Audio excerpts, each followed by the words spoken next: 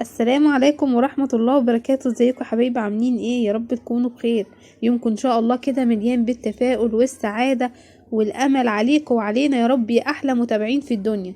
ايه رأيكم بقى في جمال المربى اللي انتوا شايفينها دي؟ طبعا لسه نازلة من على النار، شايفين كده البخار كمان هو بيطلع منها.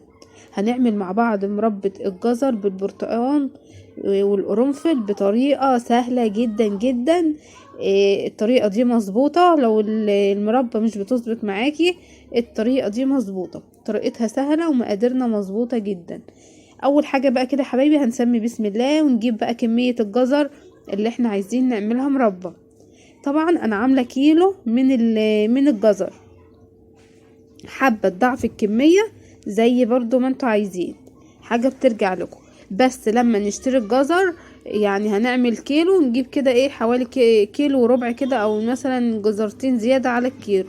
ليه؟ لان احنا برضو بننضفه وبنشيل برضو منه القشر، بيقل. عندي هنا بقى الجزر غسلته وقشرته وببشره كده بقى حبايبي زي ما انتوا شايفين. بالمبشرة نفضل بقى نبشر. طبعا بقى ايه عشان رجلينا ممكن بقى نقعد ايه على ترابيزة على كرسي ونروح نبشر الجزر لو هنعمل كمية ولا حاجة عشان رجلينا. معايا بقى كده كمية الجزر هي ببشرها رخيص جدا يعني ب5 جنيه. هنعمل احلى مربى. بفضل بقى ابشر كمية الجزر اللي معايا.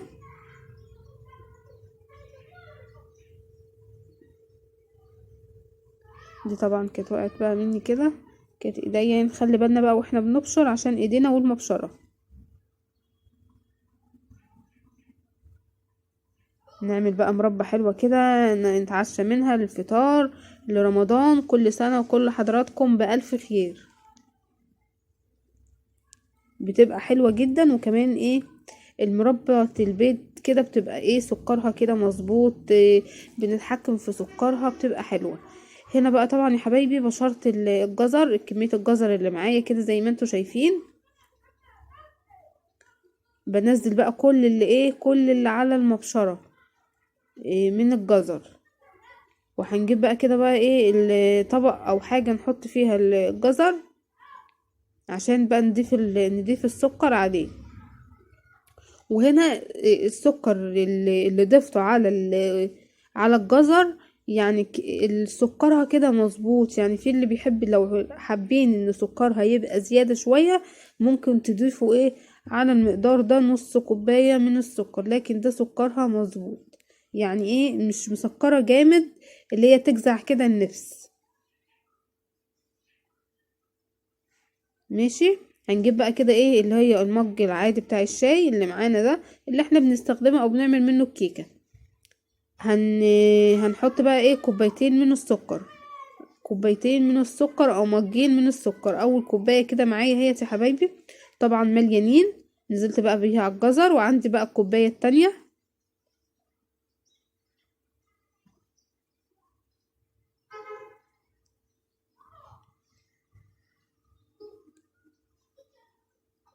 ونزلت بقى كده يا حبايبي بكوبايتين السكر. بقلب طبعا السكر بالجزر عشان بقى يتغلف كده الجزر معانا، ويتنزل كده كل السوائل اللي في الجزر، او تنزل المية كده اللي في الجزر. بديها بقى كده تقلبتين.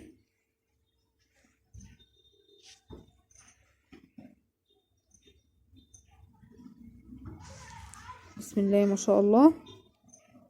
ونغطي بقى كده عليها ونركنها برضو كده لحد ما تنزل كل المية اللي فيها. عندنا بقى هنا البرتقانتين دول كده يا حبايبي. هناخد برضو هنجيب المبشرة وناخد قشر البرتقال. اهو ناخد كده القشر مش البيضة. نحاول كده ناخد القشر اللي هو البرتقال اللي بره ده بس. يعني البرتقانتين اللي احنا هنضيفهم ناخد القشر بتاعهم. بفضل كده ابشرهم.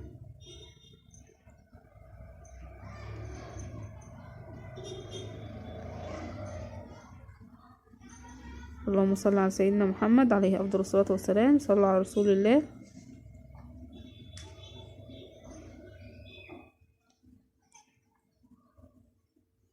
كده طبعا في البرتقانة التانية.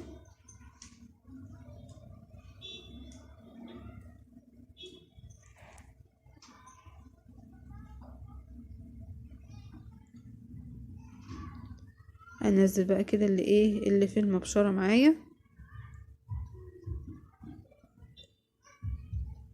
نزلت كده كل قشر البرتقان اللي معايا. هنركنهم بقى كده على جنب، ونجيب بقى نعصر البرتقانتين اللي معانا دول. ممكن كمان اللي احنا نعصرهم في الخلاط.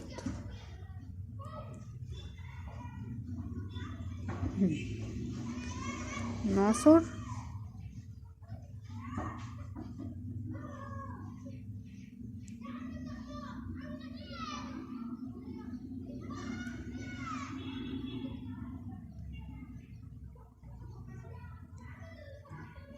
اهو. بصوا بقى كده عصرت البرتقانتين اللي معانا. وهنا بقى طبعا على البوتاجاز حطيت بقى كده الحلة اللي احنا هنعمل فيها. نزلت كده بالبرتقانتين اللي احنا عصرناهم، وهننزل كمان بقشر البرتقان.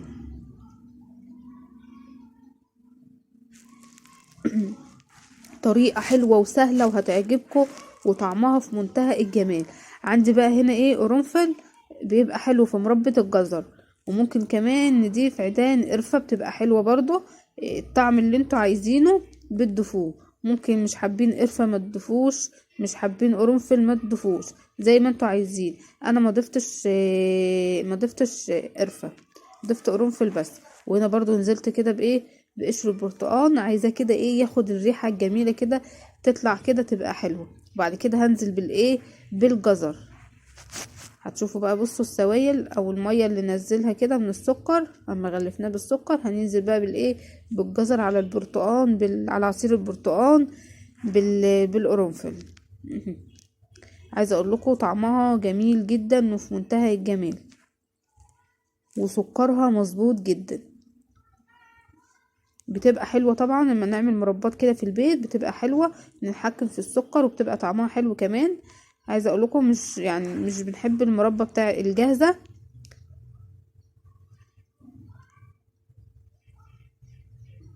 اهي بديها برضو كده تقلبتين. واول بقى ما تغلي معايا هنهدي بقى عليها النار بقى، تسيبها كده اكننا كده بقى بنسبك كده طماطم.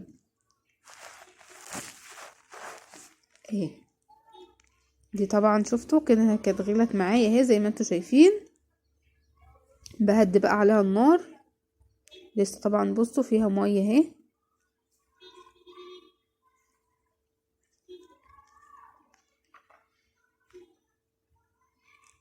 بديها برضو تقليبه برضو كده عشان كلها تبقى متقلبه وتبقى كلها زي بعض. هنا برضو كانت اتسبكت برضو اهي. طبعا لو مش حابين القطع كده بيبقى ممكن اللي حابب اللي هو يضربها كده في الخلاط، عايزها تبقى ناعمه خالص. في كمان مكون ممكن تضيفوه لو عايزين ان انتوا تضيفوا لها جيلاتين. هنا كانت خلصت معايا اهي زي ما انتوا شايفين يا حبايبي. هنجيب بقى كده هنا نص ليمونه ونعصرها، ودي ماده الحفظ بتاعتنا. ممكن برضو مش عايزه تضيفي النص الليمونه، لو عندك ملح ليمون تستبدليه بيها.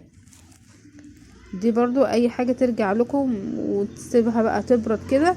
هنا كانت بس بذرة الليمونة فبشيلها. بنسيبها بقى كده، وبعد كده بقى نعبيها في برطمانات، وبتكون احلى مربى خلصت عندنا زي ما انتوا شايفين كده يا احلى متابعين. بصوا القوام بتاعها في منتهى الجمال. ما ننساش بقى حبايبي لايك وشير للفيديو واشتراك في القناة اللي اول مرة يشوفني، ويفعل الجرس على كلمة الكل عشان كل ما انزل فيديو تشوفوه.